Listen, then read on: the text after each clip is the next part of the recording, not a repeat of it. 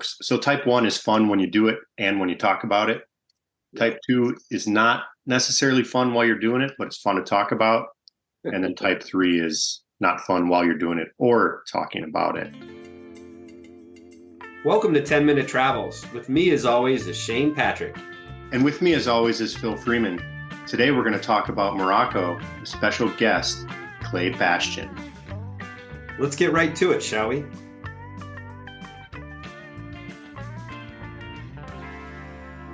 Clay, where have you traveled with Phil other places before Morocco? Just a few. Done a lot of South America, Iceland, Alaska, California, Colorado, Utah. Probably the best, the most adventure was the Dakar Rally in Argentina in 2013.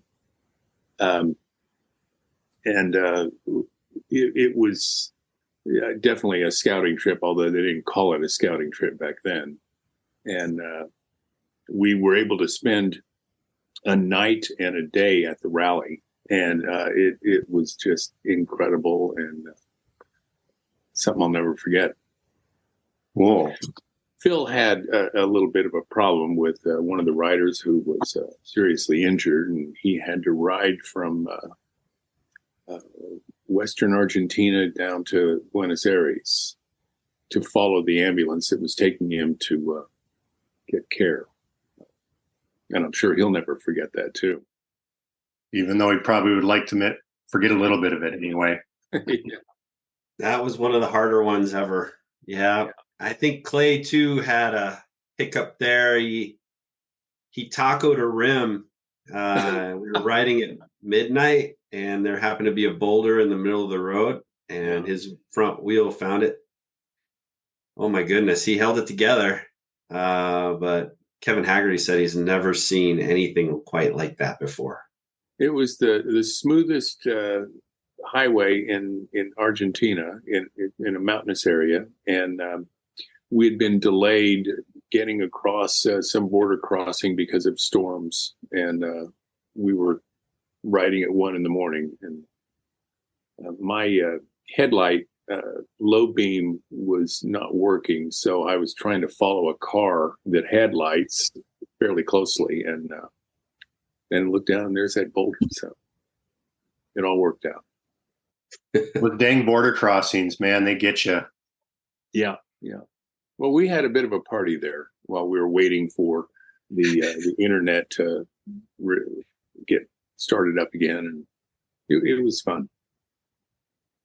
Oh, man, that's a whole episode in itself. It was one thing after another. Every day there was something very interesting and usually not so cool that happened. Man. It's trips that kind of gave Phil some gray hair, but he's got a whole lot less than I do. Well, has Phil shared with you the concept of the 3 types of fun? I have not heard that. So Phil and I both I think we're both type 2 fun folks. So type 1 is fun when you do it and when you talk about it. Type 2 is not necessarily fun while you're doing it, but it's fun to talk about. And then type 3 is not fun while you're doing it or talking about it. And sounds like that trip had plenty of type 2 fun. I think it did. The trip in Iceland had similar qualities. We got delayed by people making bad choices crossing a river, and one of the bikes went down in a fast-moving stream, and it tumbled in the river for maybe 100 yards. Yikes! Underwater. And it was another one of those nights where we're trying to get to our lodging, and it's well after midnight, and these are very dark dirt roads in Iceland, and it was exciting. We ended up having a barbecue in an old farming house. We fit everybody in there at Well, 11 at night or something. the part of the MotoQuest magic there was we were trying to get to a lodge, and Phil stopped us and said, "We're making a detour," and we ride up to this kind of mountain home, and this young husband and wife are there at the front door, and Phil exchanges a little talk with them, and they take off, and we come into the house, and it had probably 6 or 8 bedrooms, and we were cooking lamb shanks till 2 or 3 in the morning. A great time. MotoQuest viewers, the rabbit's in the hat the whole time. Yeah. So, Phil, you want to give us a little background on Morocco and get this ball rolling? Yeah, sure. I want to blame the whole trip on Clay for happening anyway. You guys are, we're always looking for new places to go, and Morocco was never really on my radar. I don't know why. I don't know why. Africa, I like Africa. Been there a couple times, but for whatever reason, it never seemed like a destination until Clay said, "How about Morocco?" And he said it a long time ago, years ago. And then another person said, "How about Morocco?" And then a third person said, "How about Morocco?" And I thought, how about Morocco? And so I started looking into it. And, having been there now, I can't believe I waited so long to offer a trip there.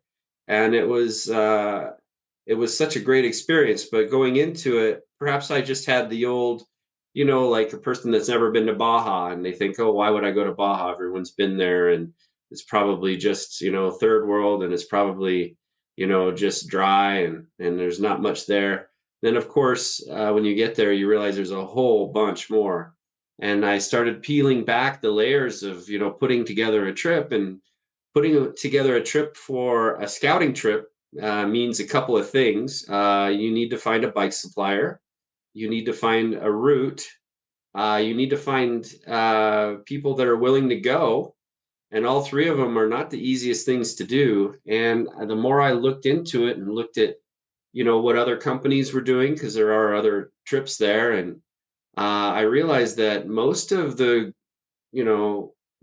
our competition, they come across from Europe, and they take 2 days, one day to get over to Morocco and one day to get back, across the Mediterranean. And, I just started doing this hunt, and the harder it got, the more interesting it got. So I tried to find a bike source in Morocco because I figured if you can save 2 days, you're saving everybody 2 days to do something cool. And by the time all the cards fell, and it was a labyrinth of emails and people meeting people online, and then some people arguing with other people, tour operators, and then one dropping off and one appearing. And then all of a sudden we found our gold nugget, and we found this guy, Rada, and he is the man. And he did everything he was said he was going to do and more. And he put together a 13-day itinerary on the drawing board that touched the Atlantic Ocean, the Sahara Desert, the Atlas Mountains, and the Mediterranean Ocean. And indeed, we gained our 2 days that most people don't get out of the tour. And we basically, when I was riding back into Marrakech after 13 days, I realized, wow, we had just seen Morocco. And so, but the inception of it came from Clay, and then cards fell apart and came back together again. And we got the group and we did the itinerary, and it turned out to be a wonderful experience, I thought. Rada was a fantastic operator for us, and he was very professional, very fluent in English, and he understood our jokes. He had a great fleet of bikes, and he never had any problems with any of them. So he was all good. And I do want to say too that it was a scouting trip, and scouting trips are first off. And we already talked a little bit about one with the Dakar Rally. And the thing with scouting trips, and I'm upfront with it, is with any rider that even wants to go on it, I say, hey, do you cry over spilled milk? I actually have a test. It's a 3-part test. And the one is, are you okay with things going on not as planned? So basically, do you cry over spilled milk? Are you willing to help in case there's an emergency or things go not as planned? And are you willing to give feedback on the trip after the trip? And everybody, of course, answers the correct answers for all of them. But over the years, having been at this for 25 years, I know exactly who I want to spend time with. And I know the type of personality that thrives in that environment.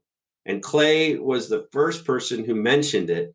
And then I started inviting all the riders that I knew that would thrive in this environment. So these scouting trips are really a culmination of 25 years of meeting these strangers from online situation to spending time, even months on the road with them over the years. Because I don't know how many weeks we've been together through the years since I met you, since you saw me fall off the bike the first time while I was trying to nap. But it's been so many miles, and anyone who's traveled by motorcycle knows that there's really nothing like traveling with a group by motorcycle and the bonds that you create and the experiences you share.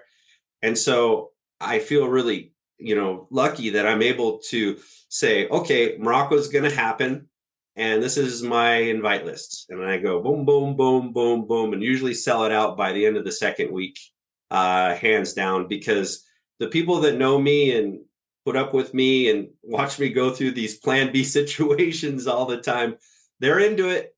And I'm into sharing a laugh and also trying to figure out these frustrating moments to get, any tour guide knows sometimes, especially if it's not planned, you need the right people so that you don't have that extra pressure. And so a scouting trip was born, and it worked out really, really good. When I get signed up for a tour, a lot of people say, well, do you know all the people? I say, well, no, I know 2 of them. But by the end of the first night, we're all best friends. And that's always the case. Yeah. And another thing about traveling by motorcycle that you just don't get any other way, maybe if you were traveling by horseback or something, but wherever you pull in, people want to know where you've been and where you're going. Because it's not a normal mode of transportation. Even though everywhere MotoQuest goes, there's heaps of people who use motorcycles in their day-to-day life, but tourists simply don't. Well, in Morocco, a lot of the population is on little scooters and mopeds, but really only tourists are on full-size bikes, and that was kind of surprising. Morocco, a special guest, Clay Bastion. If you want to learn more about him or any of the other things we do at 10 Minute Travels, check us out at 10minutetravels.com. And we want to remind you to make sure that your sense of humor matches your sense of adventure. And please like, subscribe, and share this podcast on all the platforms.